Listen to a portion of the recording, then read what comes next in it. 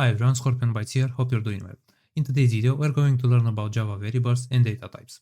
As usual, the first part of the video is going to be theoretical, and in the last part of the video, we're going to see some concrete examples. Alright, so first, let's see what a variable is. In simple terms, a variable is basically a way of storing data. It is a location in the memory that holds some data for us. So let's imagine that this is the memory of our computer. A variable is basically like a box inside here that stores some data for us. But since we can store data of various kinds, like for example, we can store a text or numbers, we need data types in order to indicate what kind of data we want to store in that specific variable. Also, once we declare a variable, we want to be able to access its value in the future. That's why we assign a unique identifier to it. So let's say, for example, that we want to assign the identifier a to this variable right here. This way, we will be able to use this variable in our code. Please note that Java is a statically typed language. This means that all the variables must be declared before they can be used in the code. Okay, so now let's see what declaration, assignment, and initialization are. Declaration is basically how you tell your computer that you want to create a variable. For this, you need to specify a data type and a variable name. So, let's say you want to create a variable called a that will store integers. As a result, your computer will create a box in its memory. It will take note of the fact that you want to store integers inside it. And also that this variable should be called a. Okay, so now what about assignment? Assignment basically means that you want to store a value in your already declared variable. So let's say we want to store the value 3 in our variable a. What this does, it basically puts the value 3 in our variable right here.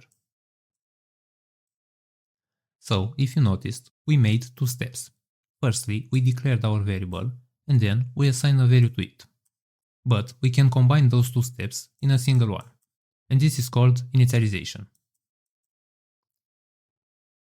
So, as an example, you first specify a data type, then a name for your variable, and then you assign a value to it. And this is called initialization. It is basically those two steps combined in a single one.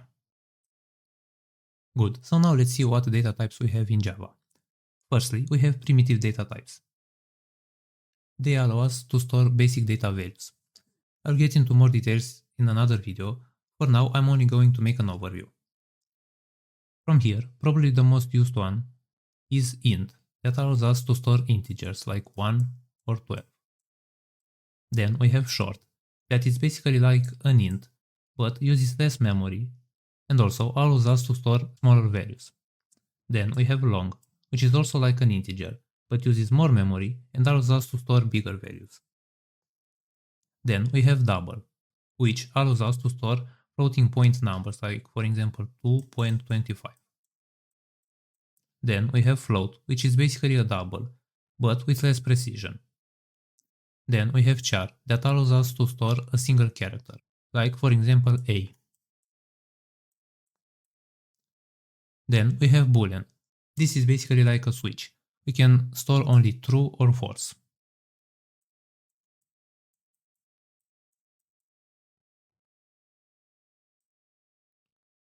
There is also byte, but I will explain this in the next video.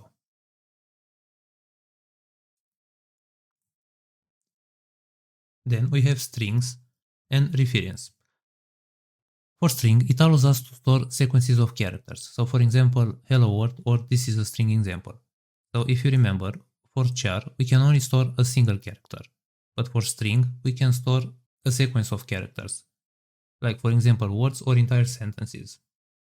Then we have reference type, but I will get into more details about it once we learn about classes and objects. As a note, string is also a reference, but I will explain more in the next videos. Good, so now let's see some examples. First, let's see how you can declare variables in Java. Let's say I want to declare an integer, and then let's also declare a double. So as you can see, now I have two variables. A variable called a that will store an integer, and a variable called b that will be able to store double. Now, if for example I want to declare another double, I can do it like this. Or I can just add here more variable names. Please pay attention to the fact that the variable name must be unique. So I cannot, for example, declare a string and call it a. As you can see, I have an error here which says variable a is already defined in this scope. So let's give it another name. Okay, so now let's also see some examples for assignment. Let's say, for example, I want to assign the value 10 to the variable a. Also, let's assign a value to the x variable. Please note that the value assigned to a variable must be compatible to its type. So for example, if we have the variable first name that is a string, we cannot assign a numerical value to it. So as you can see, we have an error here that says that the provided value is an integer, but required type is string. So let's assign a proper value to it. Also, we can assign to a variable the value of another variable. So let's assign to c the value of x. And let's also print the value of those two variables.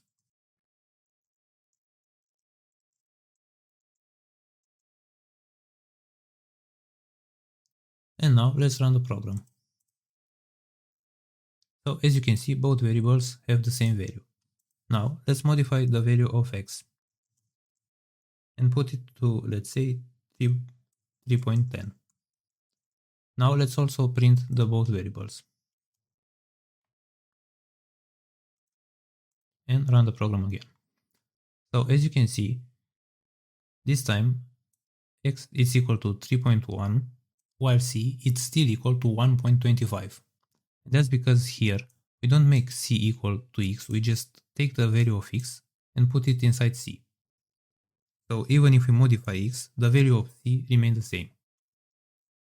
Also, please note how the values are printed.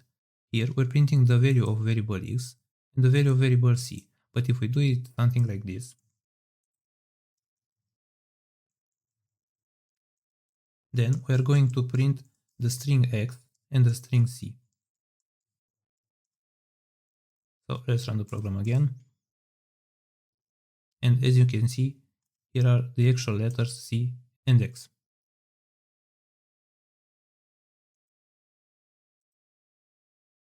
Okay, so now let's also see some examples for initialization.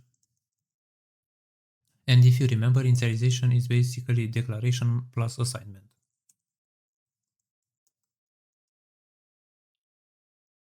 So first, let's declare an integer myInt and initialize it to value 20. Note that I'm using camel case notation here. So if you want to declare a variable whose name is composed of multiple words, you need to capitalize the first letter of each word. You can Google camel case for more information. Now let's also declare some doubles. Let's say k equal 1.2, t, and I leave it uninitialized. And let's say w equal to 20.5. Now let's also initialize a string.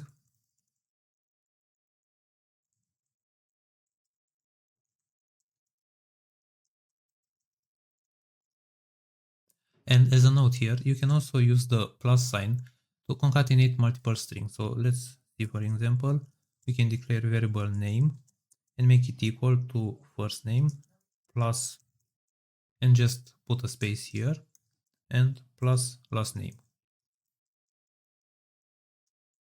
So if we print a variable name, this will give us Scorpion bytes.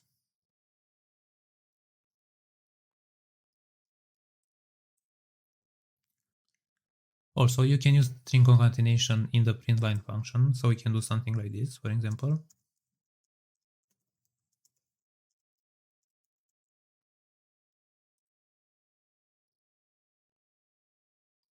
And as you can see, the two strings get concatenated.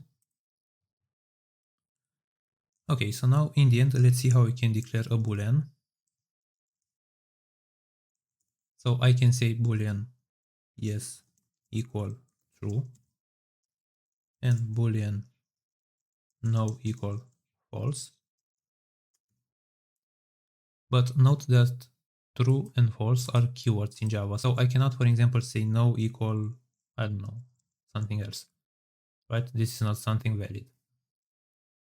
So let's put it back to false. Now, as a recommendation, always try to initialize your variables. So if you noticed, before printing a variable, I always assigned a value to it. So for example, if I try to print a variable here immediately after declaration but without assigning a value to it, I will get an error.